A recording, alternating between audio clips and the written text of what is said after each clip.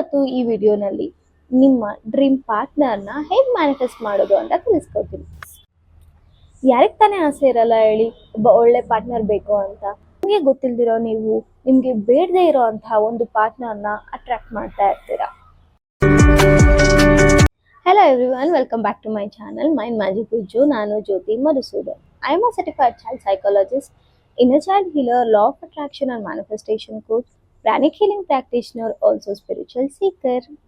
ನಾನಿವತ್ತು ಈ ವಿಡಿಯೋನಲ್ಲಿ ನಿಮ್ಮ ಡ್ರೀಮ್ ಪಾರ್ಟ್ನರ್ನ ಹೇಗೆ ಮ್ಯಾನಿಫೆಸ್ಟ್ ಮಾಡೋದು ಅಂತ ತಿಳಿಸ್ಕೊಡ್ತೀನಿ.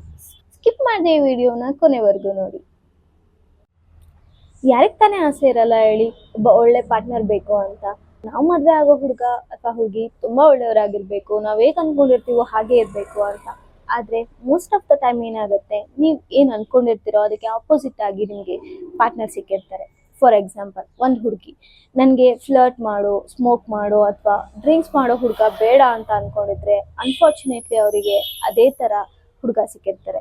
ಫಾರ್ ಎಕ್ಸಾಂಪಲ್, ಹುಡುಗ ಕೂಡ ನನಗೆ ಯಾವುದೇ ತರದ ಡಾಮಿನೇಟ್ ಮಾಡದೇ ಇರೋ ತರ ಅಥವಾ ಯಾವುದೇ ತರ ಬ್ಯಾಡ್ ಹ್ಯಾಬಿಟ್ಸ್ ಇಲ್ಲದೆ ಇರೋ ತರ ಹುಡುಗಿ ಬೇಕು ಅಂತ ಅನ್ಕೊಳ್ತಿದ್ರೆ, ಅವರಿಗೆ ಅದೇ ತರ ಹುಡುಗಿ ಸಿಕ್ಕಿರ್ತಾರೆ. ನಿಮ್ಗೆ ಗೊತ್ತಿಲ್ದಿರೋ ನೀವು ನಿಮ್ಗೆ ಬೇಡದೇ ಇರೋ ಅಂತಹ ಒಂದು ಪಾರ್ಟ್ನರ್ನ ಅಟ್ರಾಕ್ಟ್ ಮಾಡ್ತಾ ಇರ್ತೀರಾ. ಒಂದು ಅಬ್ಸರ್ವ್ ಮಾಡಿರ್ತೀರಾ, ಒಂದು ಹುಡುಗನಿಗೆ ಅಥವಾ ಹುಡುಗಿಗೆ 2-3 ಬ್ರೇಕಪ್ ಆಗಿದ್ರೆ ಅವರ ಪ್ಯಾಟರ್ನ್ ಸೇಮ್ ಇರುತ್ತೆ. ಫಾರ್ ಎಕ್ಸಾಂಪಲ್, ಒಂದು ಹುಡುಗಿಗೆ ಫಸ್ಟ್ ಬ್ರೇಕಪ್ ಆಗಿರುತ್ತೆ, ಹುಡುಗ ಟಾಕ್ಸಿಕ್ ಆಗಿರ್ತಾನೆ, ಎಲ್ಲಾದ್ರಲ್ಲೂ ಡೌಟ್ ಪಡ್ತಿರ್ತಾನೆ.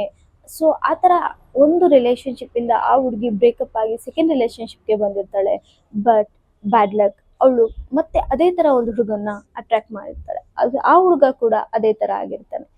ಈವನ್ ಹುಡುಗರ ವಿಷಯದಲ್ಲೂ ಇದೇ ತರ ಆಗುತ್ತೆ. ಫಸ್ಟ್ ಬ್ರೇಕಪ್ ಆಗಿರತ್ತೆ ಏನೋ ಒಂದು ಕಾರಣಕ್ಕೆ, ಸೆಕೆಂಡ್ ಬ್ರೇಕಪ್ ಕೂಡ ಅಂದ್ರೆ ಸೆಕೆಂಡ್ ಸಿಕ್ಕಿರೋ ಹುಡುಗಿ ಕೂಡ ಅದೇ ತರದವಳಾಗಿರ್ತಾಳೆ. ಯಾಕೆ ತರ ಆಗುತ್ತೆ? ಸೊ ಹೀಗೆ ನೀವು ನಿಮ್ಗೆ ಗೊತ್ತಿಲ್ದಿರ ನಿಮ್ಗೆ ಬೇಡದೇ ಇರೋ ಅಂತ ಒಂದು ಪಾರ್ಟ್ನರ್ನ ನೀವು ಅಟ್ರಾಕ್ಟ್ ಮಾಡ್ತಾ ಇದ್ದೀರಾ.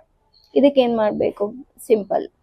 ನೀವು ನಿಮ್ಗೆ ಯಾವ ತರ ಹುಡುಗ ಅಥವಾ ಹುಡುಗಿ ಬೇಕು ಅಂತ ಅವರ ಕ್ಯಾರೆಕ್ಟರ್ಸ್ನ ನೀವು ಮೊದಲು ಲಿಸ್ಟ್ ಮಾಡ್ಕೊಬೇಕು. ನೀವು ಒಂದು ಬುಕ್ ತಗೊಳ್ಳಿ, ಅದರಲ್ಲಿ ಬರೀರಿ ನಿಮ್ಗೆ ಯಾವ ತರ ಹುಡುಗಿ ಅಥವಾ ಹುಡುಗ ಬೇಕು ಅಂತ. ಆ ಒಂದು ಲಿಸ್ಟ್ ಅಲ್ಲಿ ಯಾವುದೇ ಕಾರಣಕ್ಕೂ ನೆಗೆಟಿವ್ ವರ್ಡ್ಸ್ನ ಯೂಸ್ ಮಾಡಬೇಡಿ.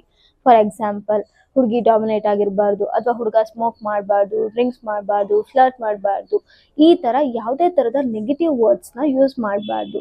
ಅದರಲ್ಲಿ ಕಂಪ್ಲೀಟ್ ಆಗಿ ಪಾಸಿಟಿವ್ ಮಾತ್ರನೇ ಇರಬೇಕು. ಫಾರ್ ಎಕ್ಸಾಂಪಲ್, ಹುಡುಗ ಹ್ಯಾಂಡ್ಸಮ್ ಆಗಿರಬೇಕು ಅಥವಾ ಹುಡುಗಿ ತುಂಬಾ ಚೆನ್ನಾಗಿರ್ಬೇಕು, ಹುಡುಗ ವೆಲ್ ಸೆಟಲ್ಡ್ ಆಗಿರಬೇಕು.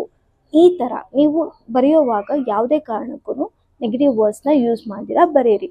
ನಾನು ಯಾಕೆ ಬರೀರಿ ಅಂತ ಹೇಳ್ತಾ ಇದ್ದೀನಿ ಅಂದರೆ, ನಮಗೆ ಸ್ಕೂಲಲ್ಲೆಲ್ಲ ಹೇಳ್ತಿದ್ರು ಗೊತ್ತಾ, ಯಾವುದೇ ಒಂದು ವಿಷಯನ ಅಥವಾ ಯಾವುದೇ ಒಂದು ನಿಮಗೆ ನೆನಪಿರ್ಬೇಕು ಅಂದರೆ ನೀವು ಬರೀರಿ, ಅವಾಗ ನಿಮಗೆ ತುಂಬ ಚೆನ್ನಾಗಿ ನೆನಪಿರುತ್ತೆ ಅಂತ. ಇದು ಕೂಡ ಹಾಗೇನೆ, ನೀವು ಬರೆಯೋದ್ರಿಂದ ನಿಮ್ಮ ಮ್ಯಾನಿಫೆಸ್ಟೇಷನ್ ತುಂಬ ಚೆನ್ನಾಗಿ ವರ್ಕ್ ಆಗುತ್ತೆ. ಈ ಒಂದು ವಿಷಯದಲ್ಲಿ ಅಂತಲ್ಲ, ನೀವು ಏನೇ ಒಂದು ಮ್ಯಾನಿಫೆಸ್ಟ್ ಮಾಡಬೇಕು ಅಂದರೂ ಅದನ್ನು ಫಸ್ಟು ಕೂತ್ಕೊಂಡು ಬರೆಯೋದನ್ನು ಪ್ರಾಕ್ಟೀಸ್ ಮಾಡಿ.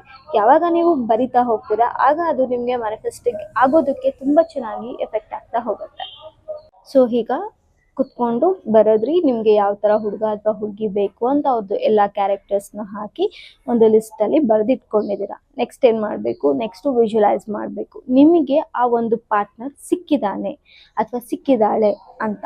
ನಿಮಗೆ ಆ ಪಾರ್ಟ್ನರ್ ಸಿಕ್ಕಿದಾಗ ನಿಮ್ಗೆ ಎಷ್ಟು ಖುಷಿ ಆಗುತ್ತೆ, ನೀವು ಹೇಗೆ ಅದನ್ನು ಎಕ್ಸ್ಪ್ರೆಸ್ ಮಾಡ್ತೀರಾ, ಆ ಫೀಲಿಂಗ್ಸ್ನ ಲಿಟ್ರಲಿ ನೀವು ಫೀಲ್ ಮಾಡಬೇಕು. ಆ ಒಂದು ಪಾರ್ಟ್ನರ್ ಸಿಕ್ಕಿದ್ದಾರೆ, ನೀವು ಅವ್ರ ಜೊತೆ ಔಟಿಂಗ್ ಹೋಗಿದ್ದೀರಾ, ನಿಮ್ಮ ಡ್ರೀಮ್ ಪ್ಲೇಸಿಗೆ ನೀವು ಹೋಗಿದ್ದೀರಾ, ನೀವು ತುಂಬ ಖುಷಿಯಾಗಿದ್ದೀರಾ, ನಿಮ್ಮ ಎಲ್ಲ ಒಂದು ಫೀಲಿಂಗ್ಸ್ನ ಅವ್ರ ಜೊತೆ ಶೇರ್ ಮಾಡ್ತಾ ಇದ್ದೀರಾ. ಆ ಥರ ನೀವು ಅದನ್ನು ವಿಜುವಲೈಸ್ ಮಾಡಬೇಕು. ಇನ್ನೊಂದು ಇಲ್ಲಿ ಮಿಸ್ಟೇಕ್ ಏನಾಗುತ್ತೆ ಅಂತ ಅಂದರೆ, ನೀವು ಡ್ರೀಮ್ ಪಾರ್ಟ್ನರ್ ಬೇಕು ಅಂತ ಹೇಳಿದಾಗ ಸೆಲೆಬ್ರಿಟೀಸ್ನ ನೀವು ವಿಜುವಲೈಸ್ ಮಾಡೋದಕ್ಕೆ ಶುರು ಮಾಡ್ತೀರಾ. That is completely wrong. For example, ನನಗೆ ಯಶ್ ಥರ ಹುಡುಗ ಬೇಕು, ಅಥವಾ ನನಗೆ ದರ್ಶನ್ ಥರ ಹುಡುಗ ಬೇಕು, ನನಗೆ ರಾಧಿಕಾ ಪಂಡಿತ್ ಥರ ಹುಡುಗಿ ಬೇಕು, ಇದನ್ನೆಲ್ಲ ಇದನ್ನೆಲ್ಲ ಕಂಪ್ಲೀಟಾಗಿ ಸ್ಟಾಪ್ ಮಾಡಿ. ಬಿಕಾಸ್ ಅದು ವರ್ಕ್ ಆಗಲ್ಲ. ನಿಮಗೆ ಯಾವ ಥರ ಹುಡುಗ ಅಥವಾ ಹುಡುಗಿ ಬೇಕು, ಅವ್ರ ಕ್ಯಾರೆಕ್ಟರ್ನ ನೀವು ಕಂಪ್ಲೀಟ್ ಆಗಿ ಕುತ್ಕೊಂಡು ಬರೆದು ಅದನ್ನ ನೀವು ವಿಜುವಲೈಸ್ ಮಾಡಬೇಕಾಗತ್ತೆ.